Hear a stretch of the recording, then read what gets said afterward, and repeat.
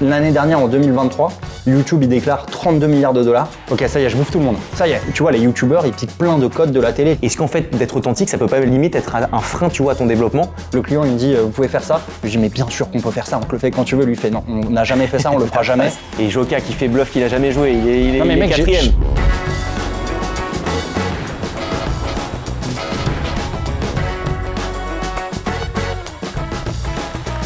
Diplômé de l'ESCP, trader, conférencier, podcasteur, youtubeur, gamer, streamer.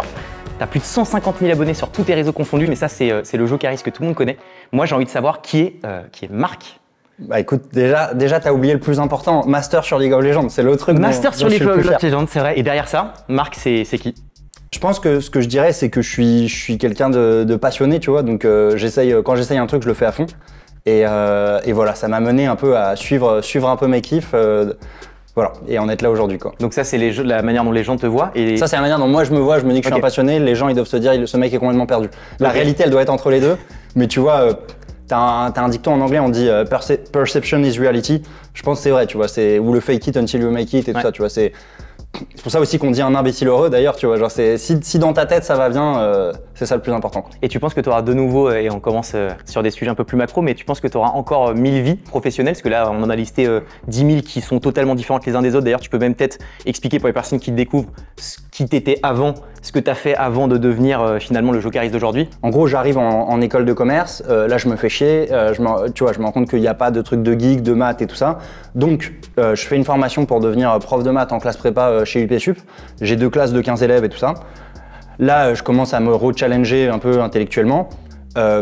Ensuite, je découvre ce que c'est que la finance de marché, tu vois ce que tu vois, Leonardo DiCaprio qui balance des nains, tout ça, non je rigole. Mais en vrai, la finance de marché, il y a un côté assez excitant on essaie de prévoir ce que sera l'économie demain et c'est très mathématique. Et donc je veux faire le job de structureur, c'est le mec qui crée les produits dérivés, tu vois, c'est le job d'ingénieur dans la salle de marché. Là, comme je suis en France, on me dit bah non, t'as pas fait la bonne école, tu peux pas, tu vois, t'as pas mangé la pilule bleue quand t'avais 18 ans, donc c'est pas pour toi. Et voilà, en forçant un peu, j'arrive à me retrouver structureur chez BNP Paribas, puis je bosse 7 ans chez Goldman Sachs, donc en salle de marché toujours. Et à 30 ans, bah, je me rends compte que ouais, les gens autour de moi m'inspirent pas trop, tu vois, ils sont tous drivés que par la thune, et moi j'ai d'autres ambitions. T'as vu le reportage sur Johnny Hallyday ou pas qui est sorti? Un très bon reportage sur Netflix, où il explique que ouais, les gens ils préfèrent, alors moi je suis pas du tout de cette approche-là, mais ils préfèrent le mensonge à la réalité, tu vois. Lui il disait qu'il venait d'une famille indienne, tu vois, il avait grandi avec des Indiens dans le Texas et tout, tu le voyais sur un cheval en train de courir avec des Indiens. C'est totalement faux. Et il dit, les journalistes lui disent mais tu mens, et il dit ouais, ça m'arrive souvent. Ouais. Okay. Et il assume le truc parce qu'en fait, ouais, c'est l'art du storytelling et c'est ce qu'attendent les spectateurs. C'est ça. C'est important qu'il y ait une part un peu de storytelling. Tu vois. Et voilà, à 30 ans, ouais, je te dis, je me barre. Comme je suis plus challengé intellectuellement, bah, le truc qui vraiment m'excite à ce moment-là, c'est les jeux vidéo, League of Legends. Bon, ce qui se passe, c'est que je me lance dans cette histoire, j'essaye de progresser, donc je l'ai dit, dans une des disciplines les plus compétitives du monde et très vieux, tu vois, à 31 ans, on considère que les réflexes dans le cerveau humain commencent à baisser à partir de 20 ans. Donc moi, en m'y mettant à 31 ans, tu vois, je joue un peu avant, mais en m'y mettant sérieusement, les gens pensaient que j'avais aucune chance et tout ça. Donc j'essaye de progresser là-dedans, j'essaye de faire des one-man shows dans mes streams, tu vois, faut réussir à percer sur Twitch et tout. Je suis là, j'ai un viewer imaginaire qui est l'ordi portable de mon coloc que j'ai laissé allumer dans la pièce à côté, tu vois. Parfois, je fais une blague de fou, je suis trop content, et là, je vois le compteur des viewers qui est redescendu à 1, et je sais que c'est le robot dans la pièce à côté, tu vois. Ça te met un gros coup, comme en boxe, tu vois, le coup dans le foie, là, tu vois, le coup que tu sens 2 secondes après où tu fais comme ça, et après tu fais, ah putain, et tu sens que t'es pas bien. Et troisième truc, me développer sur tous les réseaux, tu vois. Et tu vois, on dit si t'as 2 priorités, c'est que t'en as pas. Là, moi, j'en avais 3, donc bah, il s'est rien passé, tu vois. Toute l'année 2022, il s'est rien passé. Et après, j'ai décidé de me dire, ok, je vais faire qu'un seul truc, progresser au jeu. J'ai tout coupé les réseaux, coupé tout le reste. Et pendant 3 mois, je me suis enfermé. Je me suis entraîné 12 heures par jour, 6 jours sur 7. Okay. Je suis passé master sur League of Legends, donc top 0,5%. Et c'est là que j'ai commencé à me faire connaître. Et là, du coup, j'ai monté ce que tu as dit, un talk show métier de rêve, qui est aujourd'hui le 2e podcast carrière en France. Donc trop content, tu vois, c'est monté hyper vite. Où bah, j'essaye tout simplement d'appliquer la patte internet, c'est-à-dire l'authenticité, à un des secteurs les plus bullshit qui existent, le monde corporate. Tu vois. Ouais. Et donc voilà, j'ai des gens qui viennent me parler un peu de leur galère au taf, tu vois, leur fragilité, tout ça, dans le boulot, tu vois. Et le but, c'est de rendre les métiers les plus prestigieux accessibles à tous, quoi. Donc voilà un peu où j'en suis. Ok, donc c'est un passif quand même bien rempli. Je vais te montrer un chiffre. tu vas me dire à quoi ça te fait penser. En fait, j'ai fait une conférence sur ce sujet à Vivatech là, il y a une semaine. Donc, c'est un peu inspiré quand même. Ouais, il y a une étude donc, de Goldman Sachs qui est sortie en 2022 qui dit que la creator economy, donc, et par creator economy, ils prennent en compte que les revenus des créateurs de contenu dans le monde entier, et ça serait égal à 250 milliards de dollars. Donc par exemple, l'année dernière, en 2023, YouTube, il déclare 32 milliards de dollars sur leur plateforme. C'est pas pris en compte par l'étude de Goldman. C'est vraiment que les revenus des créateurs. Ok, donc c'est ça, je voulais redéfinir pour les personnes qui connaissent pas forcément ce qu'est la creator economy. Tu me dis si je me trompais. Donc c'est l'argent qui est généré de par les créateurs de manière générale. On rentrera un peu dans le détail de qui sont les créateurs, pourquoi, comment est-ce qu'on est considéré créateur ou non. En gros, je t'ai invité sur le Com Show pour traiter de ce sujet. Donc le Com Show, tu le sais, c'est le show de l'agence de communication Com qu'on a. On essaie vraiment d'apporter un max de contenu et de savoir sur les sujets de marketing et de communication au sens large. Et de manière générale, comment tu décris déjà ce secteur si on rentre dans le vif du sujet? Bah, je pense qu'il y a ce que tu as dit, tu vois. Bon, alors déjà, il y a plein de définitions, tu vois. Je sais pas s'il y a vraiment une définition officielle, c'est un truc vraiment nouveau, tu vois. Il y a plein de gens qui ne comprennent pas non plus ce que c'est ou qui s'y intéressent pas du tout. Tu vois, moi, quand je vends mes produits, mes vidéos, j'ai encore tellement de clients. Je vends à des corporates un peu traditionnels qui me disent « Ah, mais la creator economy, c'est pas des vendeuses qui vendent des shampoings à Dubaï, tu vois. » Donc, il y a aussi des gens qui sont très très loin, tu vois, du truc. Mais ça, ma mère pense ça, clairement. Non, mais tu sais, les générations passées, je sais pas si c'est bien dit, mais ont un espèce d'interprétation de la creator economy avec des influenceurs et les influenceurs avec le côté Dubaï, je te mets en avant des produits un peu bullshit, tu vois. Ouais, c'est ça. Je pense c'est pas seulement une question d'âge, tu vois. Alors c'est sûr que si t'es jeune, il y a plus de chances que t'aies vu le truc venir, et si t'es vieux, il y a moins de chances. Moi, la manière dont je vois ça, c'est effectivement les créateurs de contenu, mais tout l'écosystème qu'il y a autour, tu vois. Donc les plateformes, t'es une plateforme où, tu vois, mon grand frère, par exemple, il a monté une boîte qui est une plateforme où des profs enseignent du coup à des étudiants.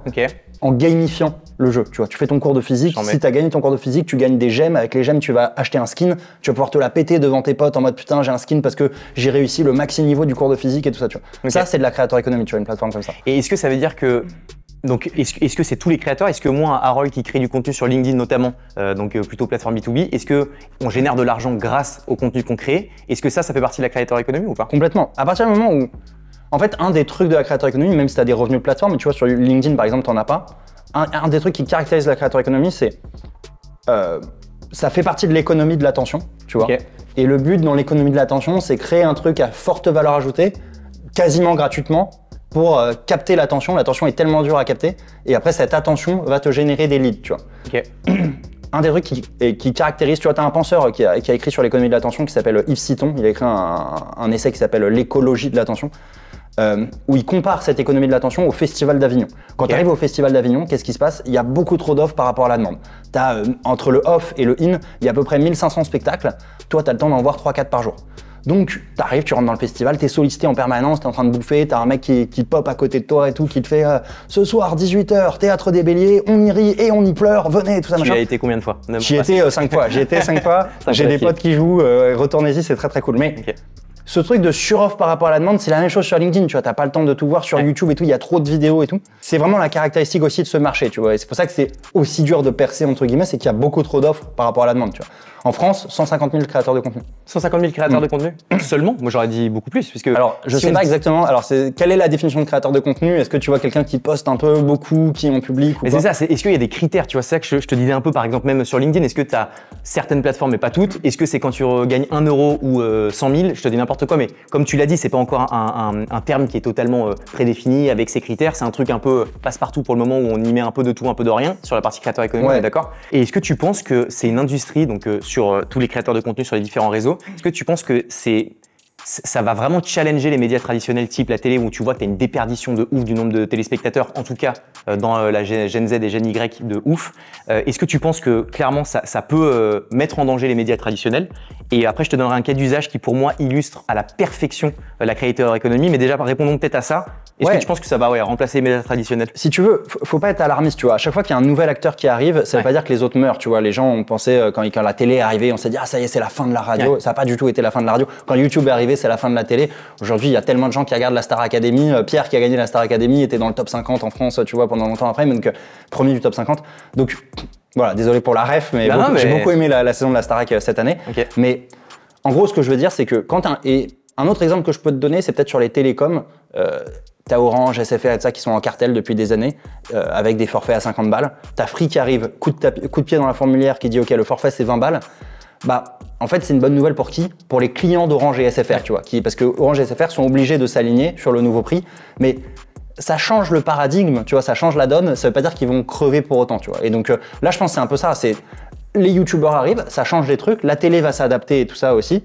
Mais tu vois, les youtubeurs, ils piquent plein de codes de la télé. Tu vois, la dernière grosse émission qui a marché, Danse avec les stars, d'internet. Donc voilà, c'est un remake assumé de la télé, tu vois. Et je crois que c'est fait d'ailleurs en partenariat avec France Télévisions et tout ça. Ouais, qui a effectivement fait, je crois, un carton en termes d'audience. De ouf, ouais. Pas regarder ça, mais. Et t'as ne mens pas. Non, je peux pas tout regarder, tu vois. Starac déjà. Starac, Koh-Lanta, tout ça. Koh-Lanta assez décevant d'ailleurs cette année. Ouais, Koh-Lanta, j'étais moins fan que les années précédentes, je suis d'accord. Et est-ce que tu connais Prime, la marque de boisson aux États-Unis? Non. Qui a été lancée par Logan Paul KSI. Je sais pas si ça te parle. Non, ça me parle pas. Bah, c'est une boisson qui permet de récupérer, que tes muscles récupèrent après un effort sportif. Je crois que c'est ça le brief. Et c'est une boisson qui a été lancée donc par KSI et Logan Paul, ça que tu connais peut-être, qui sont deux très gros youtubeurs. Je crois un britannique et et c'est sur Logan Paul américain.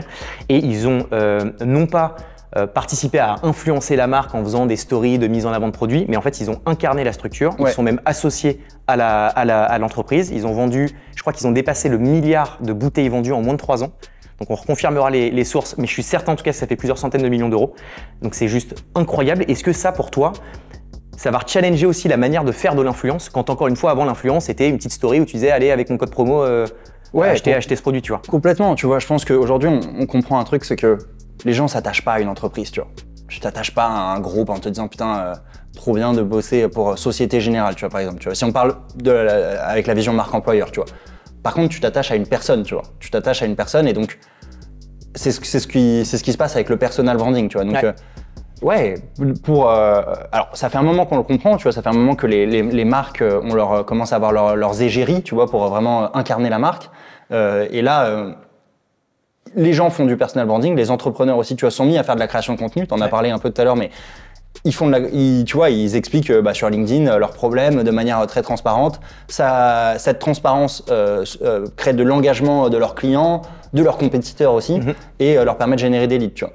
Donc, créateurs de contenu qui font de la créateur économie, entrepreneurs qui font de la création de contenu parce que ça leur génère des leads, et maintenant, troisième couche, les entreprises qui se disent ok, il faut qu'on ait des incarnants des valeurs de l'entreprise, mais pas que ça soit bullshit en mode ouais, nous ce qui est important chez Société Générale c'est les clients d'abord, l'authenticité, la transparence. Non, ils veulent qu'ils aient un gars qui fasse un peu des sorties de route, tu vois, qui ait l'air un peu humain. Et by the way, ce gars-là, il se trouve qu'il bosse chez Société Générale, et donc les gens se disent putain, ce gars-là qui fait des sorties de route comme ça, qui est humain et tout, il bosse chez SG. Putain, j'ai envie d'aller bosser à la SG, quoi. Moi, j'ai dit Société Générale de manière quand même comme d'autres boîtes, ouais. Après, là, c'est même au-delà de les rendre, d'incarner une entreprise, c'est même de les associer, tu vois. Et c'est là, j'avais écouté une interview de Logan Paul qui disait je pense que je me serais essoufflé à incarner une structure dans laquelle j'étais pas incentivé au capital. Quand là, je suis actionnaire, et je crois qu'en plus, il est bien actionnaire, tu vois. Et donc, le mec se dit, matin, midi et soir, s'il faut que je mette en avant la bouteille, en fait, je le fais parce que j'ai un intérêt qui est pour moi, en termes d'associé, à gagner de l'argent à un moment. Ce qui fait que je pense qu'en fait, tu as du contenu régulier, de manière authentique, et je pense que l'investissement que tu mets, c'est-à-dire perdre en capital, enfin en part d'une entreprise, tu t'y retrouves parce qu'en fait la personne va s'hyper investir, tu vois, dans la mise en avant d'un produit ou d'un service. Je trouve que ça c'est une strate qui est vraiment maligne. Je me demande à quel point ça va être un truc qu'on va réentendre, qu'on va dupliquer en France dans 2-3 ans comme d'hab avec un petit peu de délai. Ouais, c'est sûr. Mais tu vois, j'ai l'impression que c'est vraiment un nouveau moyen de pouvoir imaginer l'influence de manière générale. Franchement, le fait de regarder ce qui se passe aux États-Unis et notamment sur la creator economy, c'est sûr que c'est une boule de cristal, tu vois. Caroline Mignot, que tu connais peut-être, que j'avais sur ma chaîne il y a pas longtemps, disait ça, donc je lui pique sa citation, mais que c'est une boule de cristal de ce qui va se passer en Europe et en France, tu vois, dans les 5 prochaines années, tu vois. De ouf. Donc quand tu identifies une tendance, aux US, il y a une grande chance que ça arrive, ouais. Et moi, je pense que ce truc-là va arriver, ouais, Tu t'inspires un peu de ce qui se fait aux États-Unis, genre justement pour pouvoir créer là, t'as un talk show que tu fais qui marche très bien, t'en as d'autres en tête, et je crois que t'as d'autres sujets que t'as aussi envie de lancer. Est-ce que tu t'inspires des États-Unis? Est-ce que tu dis, ok, je vais forcément les faire un peu de veille, essayer d'y mettre la patte Jocarise? Ouais, en fait, donc j'en parlais, mon grand frère bosse en Silicon Valley, j'ai des potes qui bossent là-bas aussi, donc j'essaye. à chaque fois que je le vois, justement, je lui dis là, j'étais avec mon grand frère là pendant 10 jours. Je dis bon alors vas-y, c'est quoi, dis-moi le futur, tu vois. C'est quoi le futur, tu vois. Et parce que mon frère il a cette phrase, il me dit, c'est en anglais, c'est the future is already there, it's just not evenly distributed, tu vois. Je sais pas si tu l'avais cette rêve. Ouais. Non, et en fait c'est ça, c'est juste la question, c'est est-ce que tu parles aux bonnes personnes, tu vois. Mais ce qui va arriver, c'est déjà là, tu vois. C'est déjà dans l'air du temps, tu vois. Le côté, je sais pas, tu vois, le sans permission d'Oussama Hamar, le merci Internet de Squeezie. Ce truc qui était déjà là. De putain, Internet, qu'est-ce que ça a permis? Ça a permis de faire sauter tous les gatekeepers traditionnels et que maintenant, tu peux faire ce que tu veux sans avoir à demander la permission à qui que ce soit, tu vois. Tu veux faire des transactions énormes de plusieurs millions, t'as plus besoin des banques et les cryptos. Tu veux toucher des millions de personnes, t'as pas besoin des médias, tu peux le faire via les plateformes, tu vois. Tu veux, t'arrives dans une nouvelle ville, tu veux te loger, t'as plus besoin des hôtels, il y a Airbnb. Tu veux te déplacer, il y a plus besoin des taxis, enfin, tu vois. Internet, la connexion entre les gens, l'hyperconnectivité, tu vois, fait que n'importe qui aujourd'hui peut prendre la parole, avec ou sans légitimité, donc pour le meilleur comme pour le pire. Ouais. Mais c'est ça le nouveau game, tu vois. Et ça, il y a des gens qui l'ont vu arriver il y a 10, il y a 15 ans, quoi. Ouais. Donc, ouais, j'essaye de le faire pour répondre à ta question, j'essaye de voir pas mal de gens, mais là, je réfléchis, tu vois, là j'ai fait ma saison 2 à métier de rêve, et je réfléchis à un concept de se dire, ok, j'ai essayé de montrer aux gens en France qui sont moins privilégiés ce que c'était que les carrières les plus prestigieuses, donc le top de l'information quand tu es en France. Ouais. Et maintenant, j'aimerais aller à l'étape d'après, c'est-à-dire se dire, ok, maintenant on va voir le futur, et donc peut-être aller faire un vlog en Silicon Valley, on va rencontrer plein d'entrepreneurs, on va rencontrer Paul Graham, le patron de Y Combinator, et on va vous dire, ok, les gars, c'est ça qui arrive dans 5 ans très stylé. À Paris, quoi. Très très stylé, la vibe, genre on vous annonce le futur, je trouve ça très cool, vraiment. Ouais. Et du coup, tu le disais, maintenant n'importe qui peut être créateur de contenu, encore plus maintenant où tu as des outils, tu as l'IA en post-prod, tu peux faire des contenus de ouf avec ton iPhone, etc. Ce qui fait que la concurrence est quand même de plus en plus hardcore. Tu parles beaucoup d'authenticité dans la créateur économique, tu dis que c'est vraiment central. Je suis pour le coup archi raccord avec toi, comme sans faire le focus, mais c'est comme ça qu'on a fait notre petite différenciation dans le milieu des agences, c'est qu'on s'est dit on est authentique, ça plaît ou ça plaît pas, mais au moins on a vraiment, tu vois, un truc assez nature et on vient nous chercher pour nous. Toi, est-ce que tu penses que l'authenticité, c'est la clé pour pouvoir réussir à faire sa place dans cet écosystème ou pas? Je pense qu'il faut être toi-même, tu vois, et quand t'es toi-même, ça marche, tu vois. Moi, c'est juste que j'ai toujours été un peu comme ça, donc tu vois, typiquement, quand j'étais vendeur chez Goldman Sachs, à la fin, tu vois, je disais tout à mes clients. Tu vois, c'est-à-dire que j'étais avec mon client, je disais ok, ce truc-là, je gagne beaucoup d'argent dessus, ça m'arrange de le faire. Ou ce truc-là, c'est hyper visible en interne, donc ça m'arrange de le faire. Ce truc-là m'arrange pas trop, mais si tu veux, on le fait parce que toi, ça t'arrange, machin. Ouais. Et du coup, mon client il était transparent aussi. Il disait alors chez moi, il y a Micheline qui peut pas te blairer, sauf que quand elle fait un appel d'offres, elle est obligée de prendre en compte toutes les réponses, donc elle va pas te mettre dans l'appel d'offres. Ouais. Mais moi, je t'envoie la structure qu'il faut pricer. Si tu lui envoies un prix le jeudi après, comme ça, mine de rien, en mode by the way, mon prix, si jamais t'avais fait un appel d'offres là-dessus, ça serait ça. Elle est obligée de le prendre en compte, tu vois. Donc on se disait tout en transparence et c'est comme ça que j'ai créé des relations de ouf avec des clients et c'est comme ça que j'ai débloqué des comptes qui étaient les mecs avaient blacklisté Goldman depuis des années et j'ai réussi à recréer la relation. Donc en tout cas, ce qui est important, c'est d'être vraiment toi-même parce que c'est ta seule manière d'être unique, tu vois. Genre 150 000 créateurs, c'était le énième gars qui met sur LinkedIn podcaster, good vibe, je sais pas quoi, tu vois. Bah ouais, il y en a plein des comme toi, tu vois. Et si t'es vraiment toi-même, sans vraiment te... Tu vois, et cette analyse, je te la fais a posteriori, parce qu'en vrai, c'était pas calculé. Mais moi, quand je suis allé sur les jeux vidéo, c'était juste, faut que je trouve un truc qui m'intéresse. Tu vois, j'étais dans un moment de dépression, de burn-out, et je me suis dit, putain, juste qu'est-ce que je peux réussir à faire bien? Les jeux vidéo, ça me stimulait. Je me suis dit, ok, je vais sur les jeux vidéo, par contre, je le fais bien. Donc, je deviens un master, et en fait, ça crée un peu de visibilité. Et après, qu'est-ce qui se passe? L'intersection ancien vice-président, je sais que j'ai saoulé les gens avec ça, mais finalement, ancien vice-président Goldman Sachs, devenu master sur LoL, il y en a qu'un en France. Il y en a peut-être qu'un dans le monde, tu vois. Donc, en fait, a posteriori, je me suis dit, mais c'est pour ça que, c'est ce truc-là qui m'a permis de percer entre guillemets, à petite échelle. Mais c'est d'être unique, tu vois. Tu fais ton truc, si tu fais vraiment ton délire à toi, sans trop écouter les autres, il y a de grandes chances que ta route, elle est tellement what the fuck qu'il y en a qu'une et après tu peux réussir à te marketer autour de ça, quoi. Parce que toi, t'as un parcours qui est comme what the fuck que t'as construit, c'est vraiment au forceps que tu l'as fait. T'as travaillé, t'as itéré, t'as testé des choses. T'en as d'autres qui n'ont pas forcément une histoire aussi intéressante à raconter et qui, en étant authentiques, le truc n'est pas forcément des plus sexy. Donc, est-ce que tu vois, et en plus, même le sujet derrière ça, c'est que l'authenticité, ça veut dire quoi? Ça veut dire aussi dire les réalités, donc te parler de tes forces, parler de tes faiblesses. Est-ce que dans le monde dans lequel on est, où tu as toujours de la concurrence, où les autres sont toujours plus forts, avec des prix plus avantageux, etc., est-ce qu'en fait, d'être authentique, ça peut pas limite être un frein, tu vois, à ton développement? Parce que aujourd'hui, dans le monde d'aujourd'hui, en fait, d'être un peu weak sur certains sujets, en fait, c'est pas bien perçu et que ça peut limite desservir. J'ai la réponse qui est pas forcément celle-ci, mais tu vois ce sur quoi je veux t'emmener, quoi. Écoute, sur ton premier point, tu vois, il n'y a pas de mauvaise passion, tu vois. Moi, les jeux vidéo, League of Legends, en vrai, ça intéresse pas grand monde, tu vois. Ça reste quand même une niche. Dans ma communauté d'aujourd'hui, il y a un peu des gamers, mais il y a aussi beaucoup de gens qui en ont rien à foutre de ça. Juste, ils se disent what the fuck, tu vois. J'aurais pu être passionné dans notre truc. Aujourd'hui, tu as des chaînes sur YouTube, tu vois, d'insectes, de frelons et tout, qui font des millions de vues, tu vois. Parce que, je pense que les gens passionnés ont une chance de devenir passionnants, tu vois, peuvent l'être en tout cas, tu vois. Je dis pas que je le suis, mais si t'es à fond dans ton truc, tu peux ramener les gens dans ton délire, tu vois. Donc non, moi je pense que t'as intérêt à être honnête avec toi-même et te dire. Après, il y a plusieurs types de personnalités, tu vois. Moi, c'est ce qui marche parce que je pense que j'ai une personnalité énorme branleur. Donc, si je fais pas un truc sur lequel je suis pas ultra passionné, je vais jamais me donner à fond, ça me fait chier. Et par contre, quand je suis sur un truc sur lequel je suis passionné, je me donne sans compter mes heures, tu vois. Hier, j'étais en train de taffer sur mon vlog qui sort dans 2 jours jusqu'à minuit et tout ça. Enfin, voilà, ouais, c'est ma stratégie à moi. Après, je pense qu'il y en a plein d'autres qui marchent, hein, bien sûr. Je dis pas j'ai la recette miracle et tout ça, quoi. Non, mais ça, ce fond de cloche, moi, je l'entends quand même beaucoup et j'ai vraiment l'impression que c'est quand même un truc qui permet de réussir. C'est le côté authentique. Rares sont les personnes, même off caméra, qui te disent ouais, en fait, j'ai construit un personnage qui est totalement bullshit, qui a rien à voir avec ma personne. Quoique, j'ai eu un gars dont je tairai le nom, qui est venu hier au bureau et qui m'a dit qu'il était en interview avec un gars qui disait que hors caméra, c'était un gros nounours adorable et que le moment où il s'arrêtait, il prenait vraiment un positionnement, une image qui n'était pas du tout la réalité de ce qu'il était. Donc c'était 100% storytelling, c'est même pas storytelling, c'est 100% faké, tu vois, entre guillemets. C'est pas une mauvaise approche de faire ça aussi, tu vois. Toi, c'est pas ça. Toi, le jockey et le Marc, c'est la même personne? Pour le moment, ouais. Après, peut-être que ça va le devenir, tu vois. Forcément, j'ai aussi un peu ce côté, même si j'essaye d'être le plus authentique possible, j'ai un peu ce côté caméléon, tu vois. Genre là, par exemple, je suis avec toi, je vais être dans la vibe, tu vois, dont je sens que tu as envie qu'on soit, tu vois, ou sur laquelle on arrive à connecter.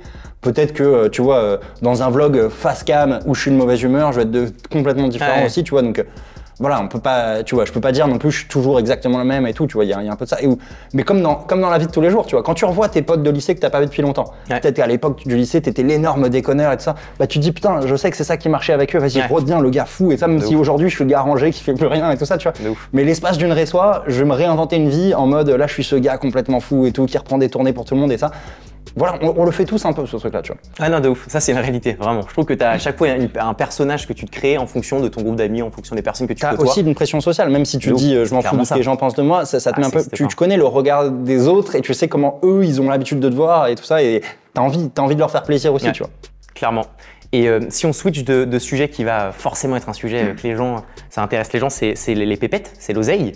C'est démystifier un petit peu les gains derrière les créateurs de contenu. Alors ça varie, on s'entend, mais un Joukaris qui a donc 150 000 abonnés cumulés sur tous les réseaux, en fait, tu gagnes combien, tu vois, concrètement? C'est quoi les chiffres derrière ça? Ouais, écoute, nous, je croise les doigts, mais a priori, on devrait faire 304 CA cette année, ce qui est ouf, tu vois. On a vraiment de la chance, je crois que c'est le top 0,1% des créateurs fait la première année plus de 100K de CA, tu vois.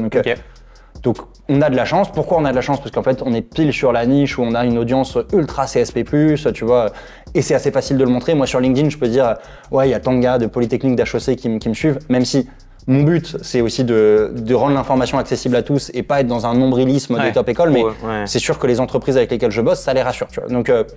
Donc ouais, ça c'est le CA là-dessus.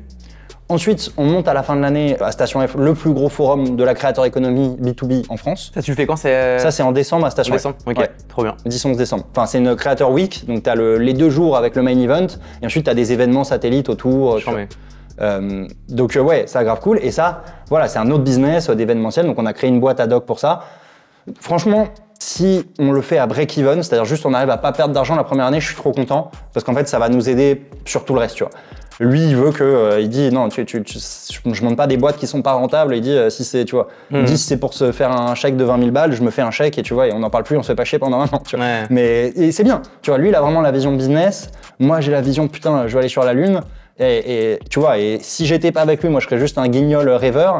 Et lui dans l'autre sens, il n'y aura pas la créa. Ouais, c'est ça. Je pense qu'il serait assez défensif. Donc c'est bien aussi d'avoir des personnalités très complémentaires et tout. Même si parfois c'est fatigant. Tu vois, on est en meeting face à un client. Le client il me dit vous pouvez faire ça. Je dis mais bien sûr qu'on peut faire ça. On te le fait quand tu veux. Lui il fait non, on n'a jamais fait ça, on le fera jamais. Et jamais tu vois. Mais ça on est tous fous.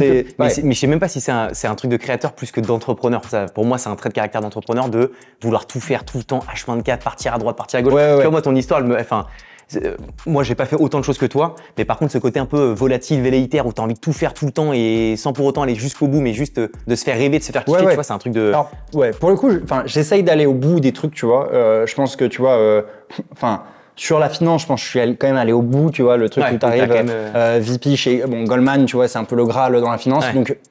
J'ai vu ce que c'était vraiment, tu vois. J'idéalisais de ouf ce que c'était. J'ai vu vraiment ce que c'était. C'est-à-dire un métier très scolaire, pas très intellectuel et où les gens, en tout cas, là où j'étais, il y a quand même beaucoup des gens qui sont drivés essentiellement par le pognon et s'en cachent pas. Et très bien pour eux, tu vois. Mais voilà. Sur les jeux vidéo, je pense que je suis allé loin aussi dans le délire. Donc, j'essaye quand même d'aller au bout des trucs, tu vois. Je pense qu'il faut y aller. Ouais. Mais après, il faut pas segmenter les choses, tu vois. Mon expérience chez Goldman m'a servi, tu vois, après. Mon expérience dans les jeux vidéo me sert de ouf aujourd'hui, tu vois. Le principe des jeux vidéo, c'est de se remettre tout le temps en question, de toujours se demander comment je peux faire mieux et tout ça. Ça me sert de ouf, là, pour me développer sur YouTube, sur les réseaux. Donc voilà, c'est juste se dire, je fais un truc, je le fais à fond. Et après, ça me servira dans la suite, tu vois. Okay. Ce qui est cool aussi avec une boîte d'événementiel, c'est qu'à la différence de la Jokeris Corporation, c'est complètement dissocié de moi. Tu vois. Donc c'est une boîte qu'on peut revendre bien dans plusieurs années, si ça marche. Et ensuite, il y a une troisième boîte, qu'on n'a pas encore montée, qui va être de l'accompagnement à des corpos qui veulent lancer leur chaîne YouTube. En gros. Ok. À des corpos qui veulent. Ouais. Ok. Parce qu'on pense que ça va être la prochaine étape, c'est-à-dire qu'aujourd'hui les corpos passent par des créateurs de contenu, mais on pense qu'il va falloir qu'ils aient aussi leur propre chaîne YouTube, qu'ils comprennent les codes, parce que voilà, on en a parlé, c'est le nouveau média, quoi. Donc, plus YouTube que LinkedIn. Tu penses que c'est Faut tout faire, tu vois. Ça va être de l'accompagnement média, mais je pense que YouTube c'est hyper important, ouais, tu vois. LinkedIn, moi, je vois quand j'interviewe quelqu'un c'est quand même pas hyper bien vu. Dans le monde de la créateur économie, en fait, c'est marrant, c'est qu'il y a vraiment les deux trucs. Tu vois. C'est-à-dire que, tu vois, t'as les créateurs de contenu vraiment YouTube qui chient sur LinkedIn. Ouais. T'as ce qu'on appelle les influenceurs LinkedIn qui chient vraiment sur YouTube, en mode ouais, mais YouTube c'est des guignols et ça.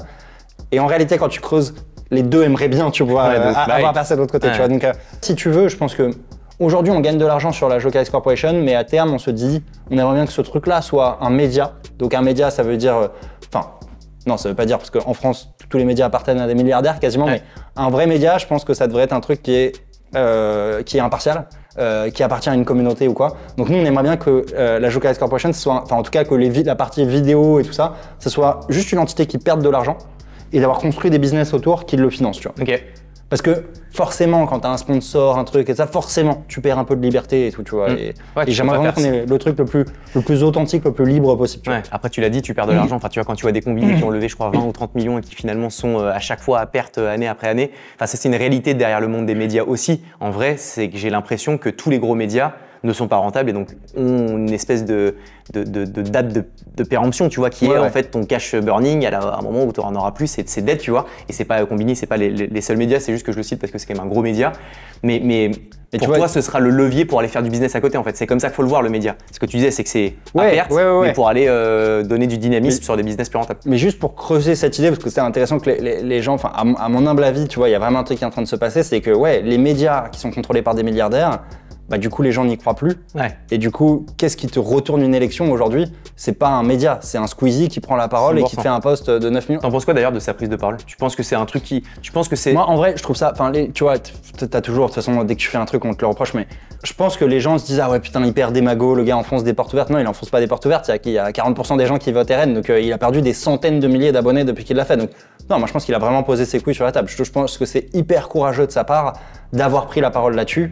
Tu sais qu'on va te chier dessus, tu sais que c'est pas ton rôle en tant qu'influenceur ou créateur de contenu d'abuser de ton influence, tu vois. C'est-à-dire que, tu vois, moi par exemple, je pense que les gens m'écoutent pour ce qui est le monde du travail parce que j'ai une vraie légitimité là-dessus. J'ai bossé pendant 8 ans, 7 ans chez Goldman, 1 an à la BNP. Je peux en parler. Tu vois, si je me mettais demain à parler de politique, les gens me diraient frérot, t'abuses, tu vois. Donc c'est courageux de sa part. Et lui, son angle, c'était de dire, je sais pas si c'est de la politique, tu vois. Pour moi, ça va au-delà, tu vois, du truc. Et c'est très courageux de sa part, je trouve, d'en avoir parlé. Ouais. Je rebondis sur un point là, tu disais, est-ce que tu vois sur les créateurs de contenu de manière générale, est-ce que tu vas les suivre pour une spécificité, c'est-à-dire que toi, typiquement, au démarrage, Joca, c'était potentiellement du jeu vidéo, et si tu commences à parler de maquillage, les mecs vont dire, frérot, enfin, moi, je veux du jeu vidéo. Est-ce que tu penses que tu es obligé de te spécialiser et où, en fait, les gens suivent Marc ou Joca, qui kiffe les jeux vidéo, qui kiffe la finance, qui kiffe le monde du travail, etc. Ouais. Tu vois ce que je veux dire? Le positionnement, c'est quoi que Ouais, c'est une excellente question. En fait, une communauté, c'est un truc hyper complexe. C'est un oignon avec plein de couches, tu vois. T'as un oignon central qui sont les fans absolus, où tu sais que voilà, demain, je fais de la peinture, ils me suivront, et merci à eux, tu vois, mais il y en a très peu. La vérité, c'est qu'il y en a très peu. Okay. Ensuite, t'as ceux qui me suivent pour les jeux vidéo, t'as ceux qui me suivent juste pour les conseils en finance, ils veulent tryhard de la finance et tout ça, voilà. Il y a ceux, aujourd'hui, la plus grosse partie de la communauté, c'est plus des trentenaires, tu vois, des 45% de l'audience, c'est ça, qui me suivent parce que, voilà, ça les intéresse le monde du travail, du business, ils font un truc, ce que je leur présente comme métier, c'est peut-être pas ce qu'ils feront, mais ils sont curieux, ils veulent checker si l'herbe est pas plus verte ailleurs, si on a bien tous les mêmes galères et tout ça, voilà, combien ça serait payé, enfin, tout ça, tu vois, je pense aussi que les gens se disent que aujourd'hui, on n'est plus dans un monde où tu vas passer 30 ans dans la même boîte, tu vois, on va tous changer un peu de plus en plus vite et tout. Donc voilà, il y a plein de communautés différentes, tu vois. Il y a des trucs qui vont toucher toute l'intersection, enfin les intersections de tout, et d'autres qui vont toucher qu'une toute petite communauté. Si je te montre ça, c'est un deuxième appel. À ton avis, voilà, dis donc, tu penses que c'est quoi le point commun entre ces 5 créateurs? Bah, ils sont tous sur YouTube. Ouais. Je dirais, ils sont très gros sur YouTube. Ils sont tous passés par Webedia, je suis pas sûr. Je sais pas, peut-être que ça aurait pu être un point commun, mais non, c'est pas celui-ci sur lequel je veux tabler. Ils ont tous plus de 5 millions d'abonnés? Non, on en a parlé vite fait, très rapidement, t'as mentionné un truc que t'as eu à un moment donné de ta carrière et on a surfé sur d'autres choses. C'est le petit indice que je peux te donner. Ils ont tous fait un burn-out? Absolument. Ils ont tous fait un burn-out, ce qui est quand même assez ouf, j'étais choqué quand les équipes m'ont montré ça. Et en vrai, je voulais en parler vite fait parce que je trouve que c'est hyper intéressant parce que la créateur économie, on en a parlé, il y a beaucoup de monde, de plus en plus de monde, donc qui dit plus de concurrence dit il faut que je sorte du lot et que je crée du contenu régulièrement. Ce qui fait que, comme ton média est dépendant d'une personne, tu es obligé de sans arrêt te mettre en avant, de créer des projets qui sont dingues et encore plus... Enfin, tu vois, tous les formats doivent être encore plus fous les uns des autres. Et en fait, à la différence, tu vois, d'un CEO d'une entreprise où si moi, perso, je me barre, je l'espère, mais je me barre 5-6 mois, en fait, la boîte tourne parce que tu as des process, parce que tu as des équipes et parce que la boîte, même si je suis la figure, la boîte n'est pas du tout dépendante de moi. Quand un Joca, tout repose sur Joca, comme sur tous les autres créateurs. Donc, je pense que ça te crée une espèce de pression de te dire, je dois jamais m'arrêter. Et qui fait que tu as des burn-out, des plus gros, donc ce qui veut dire que des plus petits aussi doivent en avoir. C'est quoi pour toi? Est-ce que ça fait partie, tu vois, des dérives de la créateur économie ou pas? Alors, je te raconte une histoire, mais j'ai un grand pianiste français qui m'avait dit un jour, moi, si je m'entraîne pas, tu vois, au piano pendant une journée, je l'entends, tu vois, je m'en rends compte et tout. Si je m'entraîne pas pendant 3 jours, ma femme s'en rend compte. Si je m'entraîne pas pendant une semaine, mon public s'en rend compte, tu vois. Pendant 2 semaines, mon chien l'entend. Et pendant 1 mois, mon agent. Et donc, tu vois, j'espère que mon agent entendra pas ça, mais là, récemment, mon agent m'a dit, elles font un peu moins de vues, les vidéos, là, non? Je me suis dit, ah merde, putain, donc ça commence à se savoir, tu vois. Ouais. Et donc, ouais, je pense que t'as toujours cette pression, c'est-à-dire que, tu vois, Talk Show Métier de Rêve, ça a été un banger. Le truc, on a commencé il y a 6 mois, en octobre dernier. Voilà, c'est devenu le 2e talk show podcast carrière, juste sur les écoutes, tu vois. Sachant que les écoutes audio, ça fait même pas 10% de nos vues, tu vois. Donc, enfin, j'exagère, 20%. Donc, je pense qu'au total, on est devenu le premier, tu vois. Et le truc qu'on a monté, c'est pas un podcast, c'est un talk show, tu vois. Alors, il n'y a pas ce décor de dingue et tout. Et quand je demande de gens, ils me disent, putain, c'est quoi le truc après, tu vois? Genre, ouais, c'est trop bien, mais après. Et t'as une pression de dingue et tout. Et moi, j'ai pas encore le recul, tu vois. Là, par exemple, je rentre de 10 jours en Ouzbékistan, il n'y a pas un jour où j'ai pas taffé, tu vois. Les gens n'ont rien à foutre que je suis en Ouzbékistan, il faut qu'il y ait une vidéo qui sorte tout le temps. Donc, je pense, j'ai pas encore assez de recul pour bien te répondre à cette question, mais en tout cas, c'est certain que la pression, elle existe. Je sais pas comment la gérer, tu vois, mais c'est certain qu'il y a un truc, quoi. Ok. Est-ce que ça te chauffe? Vas-y. De terminer sur une petite touche de gaming. Ok. Moi, je te l'avais dit, je suis un énorme geek. Je pense même maintenant plus que toi. Ah ouais? Bah, si tu me dis que tu joues presque plus, moi, c'est dans tous les Je joue un peu quand même, tu vois. Je peux pas non plus m'arrêter total, mais. Mais toi, c'est que sur LoL? Il y a que LoL. Non, là, je joue à un jeu qui s'appelle un vieux jeu qui s'appelle Guild Wars. Guild Wars, à l'ancienne. Ok, mais le 1, ce qui est sorti en 2003. Mais pareil, c'était un héros, tu choisis si c'était un guerrier, un elfe, etc. C'est ça. Ça va pas être ce jeu, c'est un jeu un petit peu plus passe-partout, ça va être Mario Kart, qui est le jeu le plus stressant du monde. C'est-à-dire que même derrière Call of ou autre, c'est Mario. Je te propose un truc, on se fait une petite partie, une seule, je me suis pas entraîné, je te jure, les équipes pourront en témoigner. On se fait une partie, celui qui perd, petit selfie, qui annonce le fait que l'autre a gagné, que Ok, Ok, t'as perdu ça ou que marche, j'ai perdu. ça marche, ça marche. Ça te chauffe? Let's Let's go, parti? Vas-y, vas-y. Putain, la dernière fois que j'ai joué avec Mario, c'était la même chose. Donc j'étais à Grenoble, machin, on fait Ok. un pari et bah, bien sûr ils ont gagné. Donc du coup j'ai dû faire une vidéo pour eux et tout. Mais tu sais que le. Attends, ok. Pardon, j'ai pas. En fait, Ah merde, c'est attends, je regardais le mauvais écran. Et Joka qui fait bluff qu'il a jamais joué, il Non mais est mec, quatrième. j'ai aucune idée de comment on balance mon truc là. Attends. Sixième, j'arrive, hein. Hop là. Putain. Excuse-moi, je passe juste devant comme ça, tranquillou. Ah t'es passé devant moi là? Ah mais oui, mais d'accord, mais ok, t'es un énorme porc à ce jeu toi, non? Mais en fait, t'es devant moi là. Ah non, t'es juste derrière. Ok, ça y est, je bouffe tout le monde. Ça y est, ça repart. Je peux remettre des petits coups de fleurs. On y est? Ok. Oh le Deuxième, let's bâtard! go! Oh le bâtard! Oh non, ça me fait trop chier que tu mettes en souris avec En tes vrai, pouvoirs pour dire que je suis le meilleur. Deuxième et cinquième, ok, mais combien de secondes de différence? Ça s'est joué, c'était dans Comment un tu mouchoir sais de poche. C'est Je quoi, sais c'est pas. 8 et. Ils s'en battent les couilles, ils nous le disent pas. Bon bah, let's go, Ouais, donc ça veut ok. dire que j'aurai le droit à une petite story. Ouais. Et tu assumeras Tu me le dis fait. quoi? Ouais, carrément, Tu carrément. assumeras Ouais, mais le fait j'assume que- la défaite. Ok, bah tu peux le mettre comme ça maintenant, là, d'où t'es, en selfie. Bon, vas-y, ça part. Bon les amis, j'ai fait un petit pari et bien sûr j'ai perdu. Je devais faire un Mario face au copain Harold et voilà, énorme lose. Le Harold est là, il est content, il m'a éclaté. Oui, je suis content. Et je vous montre les résultats. Je sais pas si on voit, mais deuxième contre cinquième. Merci, Joka, d'être Bah, venu au Koum Show. Ça me fait très plaisir, vraiment. Bah, merci à toi, franchement, Kali de ouf et tout, c'était un plaisir. J'ai hâte de voir si les gens vont kiffer et tout. Bah écoute, a priori, on se retrouve très rapidement pour de nouvelles aventures. Et puis on termine sur la réalité d'aujourd'hui, c'est que je suis deuxième et tu es cinquième. Allez, on Merci, termine, Lucas. là-dessus en image avec mon Merci, Lucas. magnifique Toad en 5. J'adore. Ciao tout le monde, bye bye. Bisous.